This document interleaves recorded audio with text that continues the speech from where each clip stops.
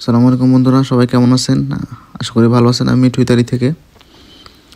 আমি ইতালির কয়েকটা বিষয় আপনাদেরকে ক্লিয়ার করতে চাই। সেটা হলো, আমি যেই খামারে কাজ করি, গরুর খামার, সেখানে কিন্তু আমরা বাংলাদেশি কাজ করি এবং ইন্ডিয়ানরা সবচেয়ে বেশি কাজ করে। ভিডিওতে হয়তো একজনকে দেখতে পাচ্ছেন, তার ফেস দেখানো নিষেধ করছে যদিও, কারণ সে ইন্ডিয়ান, হাইলাইট হতে চায় না। সে পাঞ্জাবি একজন লোক। তো সে কাজ করে আমাদের সাথে। আমরা যে বেতন পাই তার চেয়ে কিন্তু অনেক বেশি বেতন তারা পায়। তাদের ফুল কন্ট্রাক্ট এবং তাদের স্যালারি অনেক বেশি। এবং ইটালিতে ইন্ডিয়ানরা এই যে তারা আসছে, তাদের যতগুলো লোক আছে, প্রায় 40-45 জন লোক, তারা কিন্তু ইন্ডিয়ান থেকে, তাদের ফ্যামিলি থেকে নিয়ে আসছে। তারা হলো পাঞ্জাবি। তো তাদের যেটা আমাদের সাথে কাজ করে ভালো, খুবই ভালো, মোটামুটি অনেক ভালো।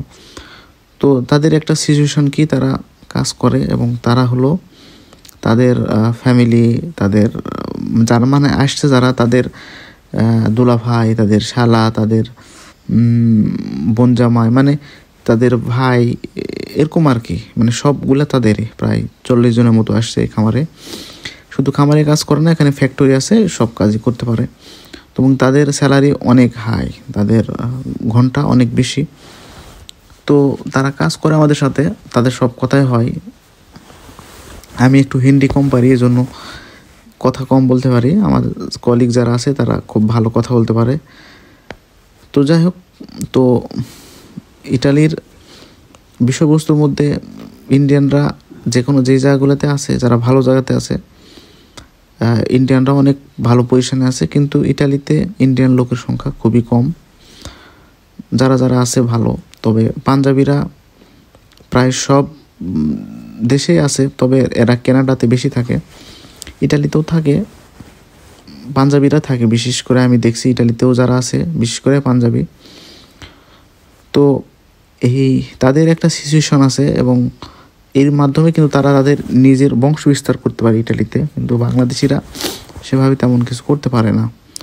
তো আমি যেটা বলি আর কি, বাংলাদেশিরা আমরা যারা আছি এখানে, ইটালিতে সবসময় ভালো কাজের কন্ট্রাক্ট, ভালো কাজ খুঁজতে হবে, ভালো পজিশানে যাইতে হবে, তাহলে তারা কিন্তু ভালো কিছু করার চান্স আছে। না হলে কিন্তু ভালো ভালো বা ঠিক পজিশানে বা কাজকর্মে কিন্তু লাগতে পারবে না।